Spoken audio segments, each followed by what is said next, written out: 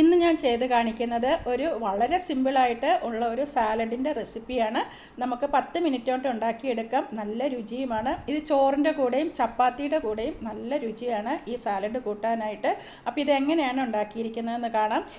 ഇതൊന്ന് കണ്ടിട്ട് തീർച്ചയായും നിങ്ങളൊന്ന് ഉണ്ടാക്കി നോക്കണം. തീർച്ചയായും നിങ്ങൾക്ക് ഇഷ്ടപ്പെടും. ഉണ്ടാക്കിയിട്ടില്ലാത്തവർ ഈ രീതിയിലൊന്ന് ഉണ്ടാക്കി നോക്കണം. അപ്പോൾ ഇതെങ്ങനെയാണ് ഉണ്ടാക്കിയിരിക്കുന്നതെന്ന് നമുക്ക് കാണാം. ഇതിനായിട്ട് ഞാനിതുപോലെ 2 വലിയ സവോളയാണ് എടുത്തിട്ടുള്ളത്. അതിതുപോലെ സ്ലൈസാക്കി അരിഞ്ഞെടുക്കാം. എന്നിട്ട് നമുക്ക് കൈകൊണ്ട് അതെല്ലാം ഇങ്ങനെയൊന്ന് വേർപ്പെടുത്തി കൊടുക്കാം. കൈകൊണ്ടൊന്ന് പതുക്കെ അതെല്ലാം ഓരോന്നായിട്ടൊന്ന് അടർത്തി എടുത്തിട്ട് കൊടുക്കാം. ഇനി ഇതിലേക്ക് എടുക്കുന്നത് ഒരു ബീട്രൂട്ടാണ്. ബീട്രൂട്ടിൻ്റെ ഒരു പകുതി മാത്രമാണ് എടുക്കുന്നത്. ഇതുപോലെ ഒരു വലിയ കഷ്ണം ബീട്രൂട്ട് ഇതുപോലെ ഒന്ന് ഗ്രേറ്റ് ചെയ്തെടുത്തതാണിത്. അതും കൂടി ഇട്ട് കൊടുക്കാം.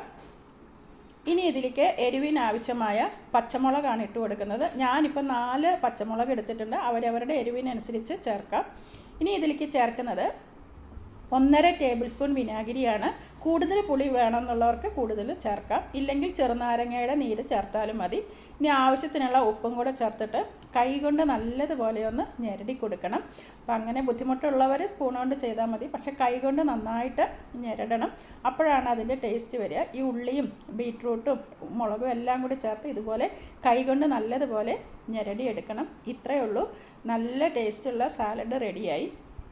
ചപ്പാത്തിയുടെ കൂടെ കൂട്ടാനാണ് ഇത് നല്ല ടേസ്റ്റ്. പിന്നെ നമ്മൾ ബീഫൊക്കെ ഉണ്ടാക്കുന്ന ദിവസം ആ ബീഫിൻ്റെ കൂടെ കൂട്ടാനും വളരെ ടേസ്റ്റിയാണിത്. ഇനി ഇതിൻ്റെ അകത്ത് മല്ലിയിലയുടെ ടേസ്റ്റ് ഇഷ്ടമുള്ളവർക്ക് മല്ലിയില വേണമെങ്കിൽ അരിഞ്ഞിടാം. ഇല്ലെങ്കിൽ കറിവേപ്പിൻ്റെ ഇല വേണമെങ്കിൽ ഇടാം. ഇത് രണ്ടും ഇഷ്ടമില്ലാത്തതുകൊണ്ടാണ് ഞാൻ ഇടാഞ്ഞത്. അപ്പോൾ ഇനി മറ്റൊരു വീഡിയോയുമായി ഞാൻ വീണ്ടും വരുന്നതാണ്. താങ്ക്